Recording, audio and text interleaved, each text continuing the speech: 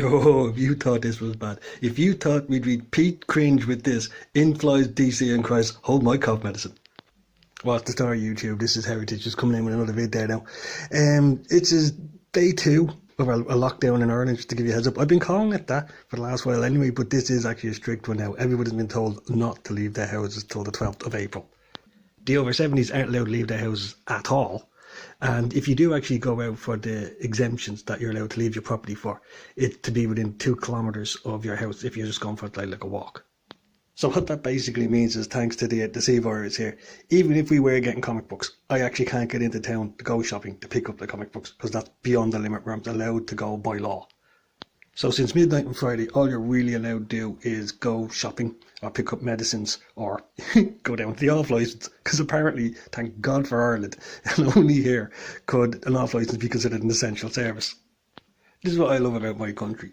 You do have a lockdown in effect, in inverted commas, but one of the things you got to know about here is that we don't really respond well to authority. For instance, the government have been, I think, surprised at just how supportive people have been. And in fact, in many cases, the public have been ahead of the curve in relation to this whole affair. I mean, when they were dithering about whether to cancel the St. Patrick's Day parade, for instance, down the country, several organisers had cancelled them anyway because they just weren't willing to take the risk. We had the chief medical officer telling people that it was okay to go to nursing homes and visit relatives, when the nursing homes were saying, nope, we're not letting people in, we just can't take the risk.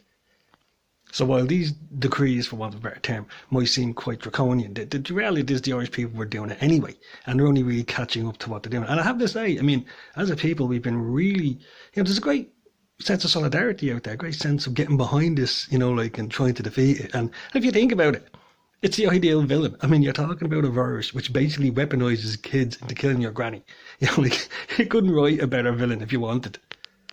So the whole country is rallied around trying to deal with this thing. And some extraordinary measures have been taken, so I mean, if you're going out shopping, the social distancing, it takes about 10-15 minutes even to get into a shop and stuff like that.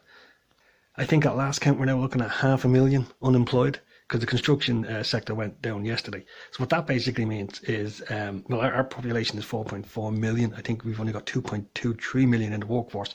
So that's 20%. That's 20% unemployment over the case of, 3 weeks? So that'll give you an idea how, bad things are. Now, I'm one of those who believe it'll bounce back straight away because it's artificial. Irish people haven't stopped wanting to go to the pub. They haven't stopped wanting to go to the off-licence. They haven't stopped wanting to go to the cinema. As soon as those businesses are back up and running, we will flock back to them and commerce will begin as normal. And a lot of the legislation that's been there now, it's really just to dissuade gobshites who won't listen, and idiots. So, I mean, it is extreme to see, no groups bigger than 2, I believe, out in the street now. Oh, I meant to say as well, I think in one of the other videos I said we had 18,000 infected. We don't. We had 1,800 at that stage. Now we've got about 2,400, 2,005, something like that. And I think about 36 have died. That's still beating the curve. I mean, if it's a 2% fatality rate, it should be 40 something. So, we are doing well, but it's still tragic for those people. But like I said, the vast majority of people are in favour of all these measures. And, it's just as well because the government know that if they actually made it a diktat, we probably would dig our heels in and purposefully not do it.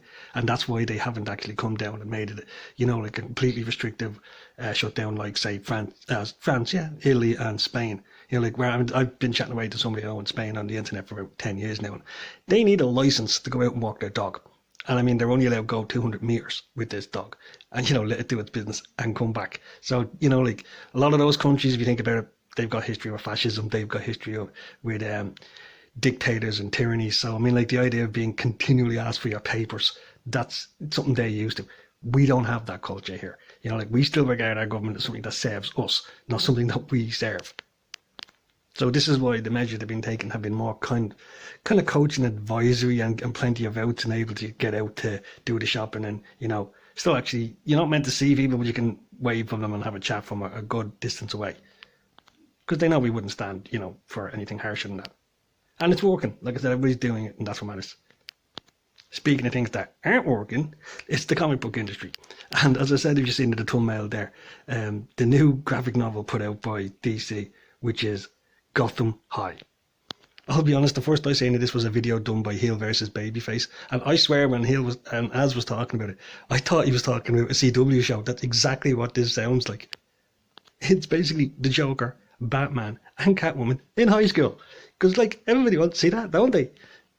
I mean, just when you think you've met maximum cringe, they go ahead and do something like this. I mean, who's this for? I mean, who wants to do a Batman book that is basically about Selina Kyle trying to sleep with two guys? Because that's what this is. This is basically a YA book. It's done by a girl called Melissa De La Cruz. And I've just seen I put up a few screenshots there. She's an accomplished author. She's not some blow-in. Like, if you compare her to Kibblesmith over on the New Warriors, he's basically got virtually no track record in any decent level of comic book writing and comic book success. He's mainly known for writing for BuzzFeed and for, I think, writing for Stephen Colbert on The Late Show. And that's it. That's all he's really known for. Whereas Melissa here at least has dozens of books to her name in the same genre. But this, so I'm not slagging her off for this attempt at all. My question is about editorial. My question is, why does somebody who's in charge of a Batman book think that their audience is going to buy something that's essentially Twilight? It's essentially kind of like the Hunger Games, for want of a better term, which are all the same books when you think about it. It's really about a girl, who basically has to choose between two blokes. That's the central theme in these things. So I'm not faulting the author at all. I'm having the question why editorial continue to hire people who have no track record in comic book writing. What do they think they're going to get? What audience do they think they're going to draw in? Because we're not going to get the next Alan Moore from the YA industry. We're not going to get the next Garth Ennis from late night comedic talk shows. It seems to me editorial in DC and editorial in comics in general need to really have good root and branch chart to find out where they can source new talent.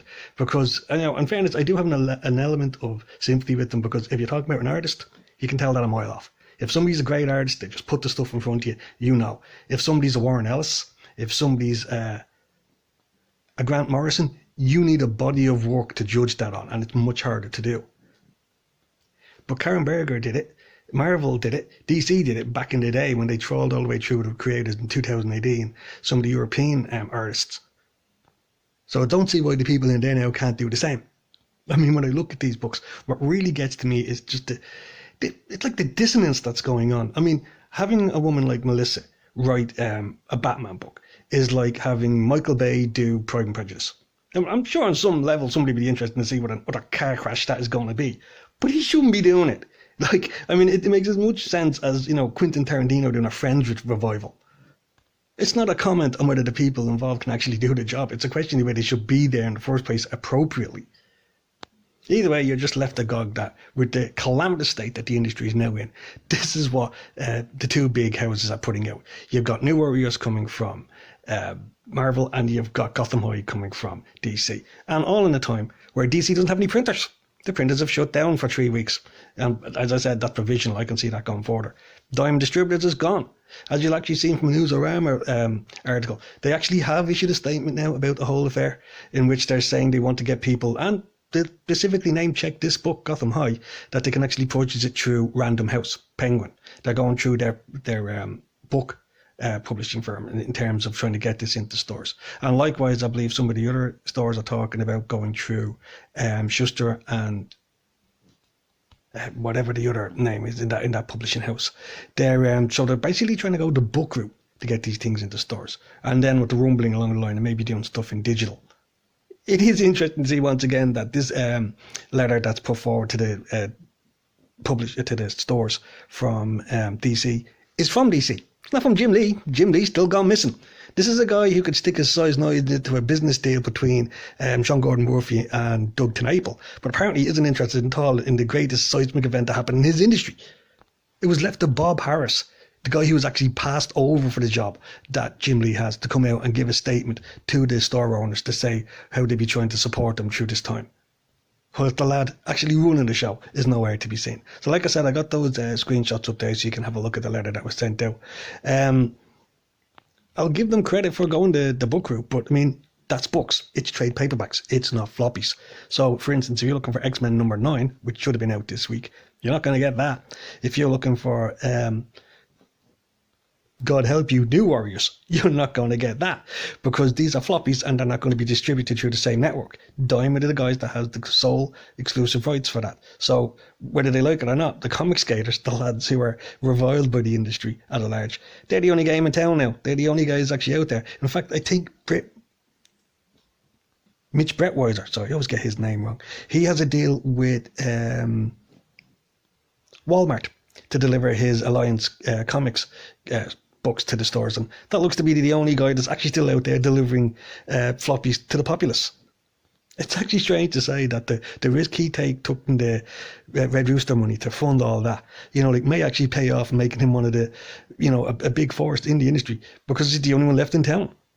And all the while, the Donny Cates and the Tom Kings and the Gail Simones of the world still don't get it. They still don't realise just what an extraordinarily precarious position they're in now. You're looking at probably 90% of the comic book professional class being laid off. There's already been letters out going, and it's got the hashtag pencils down, which basically means that respective publishers have been saying, look, stop work you're on because we don't have work for you. Right now, it's all the Z-listers that nobody really cares about, but it's going to get to the A-listers. It's going to get to the guys who always relied on this for an income, and they're going to find themselves with nowhere to go. And all the while, the only thing coming out from somebody like DC will be stuff like Gotham High, which is basically a love triangle between the Joker, Batman, and Selina. And Lord, it's not even a new idea. Apparently, it's based on something that they were going to do as a cartoon years ago, but got scrapped because they knew intrinsically how cringeworthy it was, and replaced it with what actually became a success: Batman Beyond. Sad reality is, I don't think we've got anyone left in this industry that's actually smart enough to realise that and actually come up with something that's innovative and creative as that. Anyway, guys, there's me vid for the day. I was going to be going out and go for a walk, but like I said, we're all locked in our houses now. I could actually go out for 2 kilometres, but it's miserable out there at the moment. It's windy and you probably wouldn't hear a word I was saying. So just wanted to catch up to what was going on with India industry and what's going on in my own country in relation to the C virus. We've been at that for about 3 weeks now, and we've known about it since probably around the beginning of March in terms of how it's impacting us. I know it's kicking off in the States big time. It's getting real out for you fellas. So just be careful out there. Just follow the guidelines. Just, as they said, wash your hands. Stay in as much as you can.